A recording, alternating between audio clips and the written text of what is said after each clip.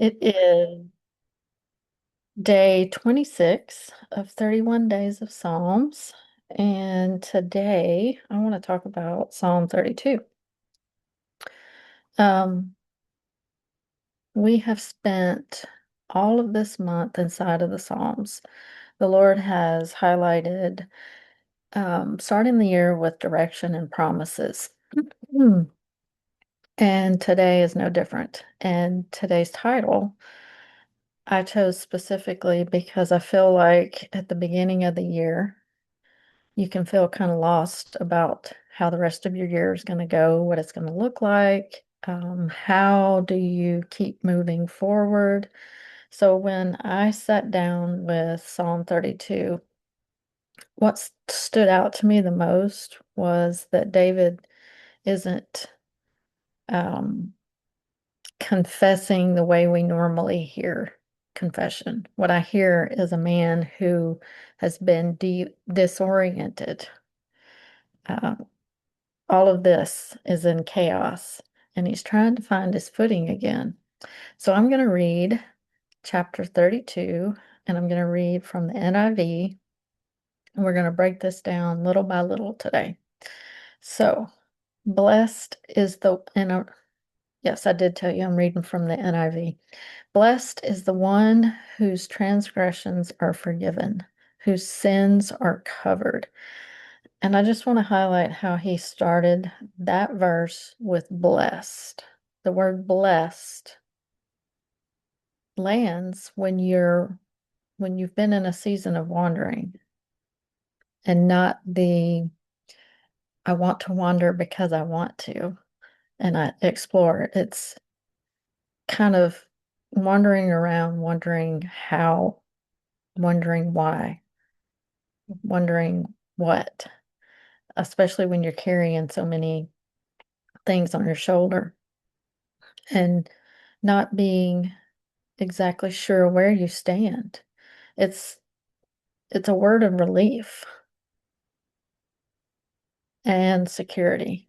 That when you realize that you are held, and David is saying this throughout the Psalms, when you realize you're held, you're seen, you're known, even after everything you've carried, it's comforting. It goes back to what I talked about a couple of days ago in Psalms 139, how God knows every inch of us inside and out. He knew exactly who we were going to be, and He still wants to know exactly who we are, who we're becoming. Verse 2, blessed is the one whose sin the Lord does not count against them, and in whose spirit is no deceit or guile, depending on what version you're reading. But deceit and guile, um, those things that live inside people when you are, again, unsure of where you're standing. And you start to compensate internally. You manage. You start filtering with, I think I mentioned this last week, those goggles that we did this in the service, and I'm sure police stations do this in drunk driving education, but they put the drunk goggles on. There's a distortion. So you're looking at situations in the world with through a distorted lens. So while you're looking at that distortion, you're trying to compensate internally, and it causes that internal chaos. And David, we know from reading through the Psalms and experiencing his journey every day this month, he's been on a roller coaster ride equivalent to the things that we experience in life. And then as we try to, um, I'm getting an image of pull everything in, tie a rope around ourselves to hold ourselves together. Uh, we start viewing ourselves as weak, messy, as a disappointment, and then our security starts to get replaced with performance because we feel like we have to overperform to not let anybody see what's truly going on inside of us. And David is naming a freedom that comes when you no longer have to prove. Blessed is the one whose sin the Lord does not count against them. Wow. When you no longer have to prove your value, why does everybody else's opinion of your value matter more than God's? When, verse 3, when I kept silent, my bones wasted away through my groaning all day long. God wants us to have that conversation with Him. Like David, just let it out. Keep or quit holding it in. Because as long as we hold it in, we marinate over it, we think we can fix it, we think we can cover it up, it's slowly destroying who we are and creating a distance between who we knew ourselves to be and who we have created out of the necessary feelings of trying to prove ourselves, not only now to other people, but to our own selves. Like, I've got to prove now that I'm worthy. Verse 4, for day and night your hand was heavy on me. My strength was sapped, and in the heat, as in the heat of the summer. There are seasons where we don't feel ourselves. We don't feel hopeful. We don't see potential. We just see the hamster wheel, the mundane, and there's no complete rest in that cycle. And you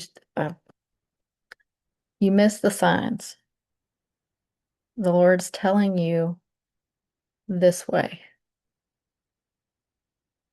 that you start second guessing what you heard. Or, no, I just need to hang on just a little bit more. I need to try to fix this. I just need to endure this to get to the goodness. And the longer you stay, the drier it gets, the lonelier it gets. And it continues that disconnection between who you know yourself to be and who you are, how you're standing now. Complete disconnection. Then the next verse. Then I acknowledged, verse 5, then I acknowledged my sin to you and did not cover up my iniquity. I said, I will confess my transgressions to the Lord, and you forgave me the guilt of my sin. That's what I'm talking about. David is the perfect example of just having that conversation, just getting it out. It's not, and we do this, I know I do, is when we're getting it out and we have to go through it and we have to say it out loud, then we turn it around on ourselves again and make ourselves feel bad. And that's not the point. That's not what God wants. He wants you to see your true identity. David gives the perfect example all through Psalms. Say it, just say it. Because God will show you your true identity as your relationship with Him is knitted back closer. So David is turning over his confusion and his failure. Verse 7. Verse 6. Therefore, let all the faithful pray to you while you may be found. Surely the rising of the mighty waters will not reach them, You are my hiding place. You will protect me from trouble and surround me with songs of deliverance. He for He's highlighting how God forgives, and that's where your security in as he shares your true identity, that's where your security starts to grow again. Your confidence. You begin to understand and know who you are again, and it's exciting. You're ready to receive the goodness of what God has for you. And then the Lord being our hiding place, He's opening His arms. I say it time and time again, we were created for His relationship, to be in a relationship with Him. He wants to give us everything, whatever is on our heart's desire. David shows through this psalm how he's been hiding internally, trying to manage himself. We are taught that we should manage ourselves, we should fix ourselves, that we should be in total control no matter what happens to us or at us. And that's just not reality. We cannot be whole without inviting God into the mess. David discovers that place and he's able to get victory in it. Then God's saying, verse 8, I will instruct you and teach you in the way you should go. I will counsel you with my loving eye on you. That's the beginning of the deliverance of your identity and your pathway. I'm back on track.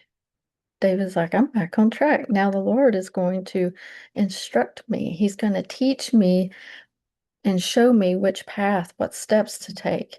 When I've am confused, I'm angry, I'm disappointed, sad, then I can go to Him for counsel because His loving eye is on me. He's always there. Do not be like the horse or the mule, verse 9, which have no understanding, but must be controlled by bit and bridle, or they will not come to you. He's telling us don't be stubborn. Don't um, don't allow yourself to be the interference. I'm I understand the stubborn piece, but the more you work on your relationship and your understanding and the language that you and God have, the less you will be controlled by the bit and the bridle, the world, people around you who are not aligned with you. Your guidance will come after you have security returned to you internally.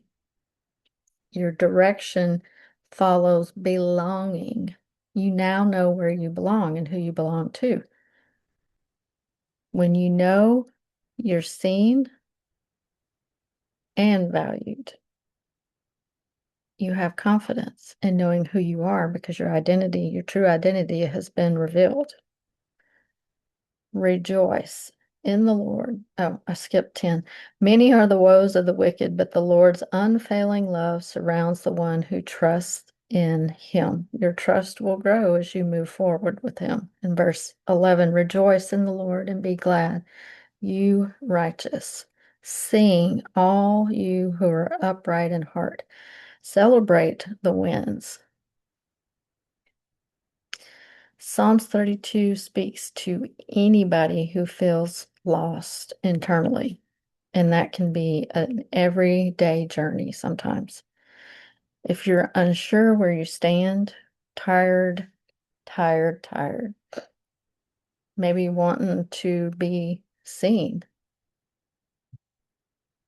your security is not going to be found in holding on to all of this and keeping isolated, trying to figure it out on your own, thinking you have to have all the keys and the secrets to figure it out on your own. It's doing like David, telling God as much as you can and letting Him restore the person He created you to be. And that, my friends, is where your direction starts.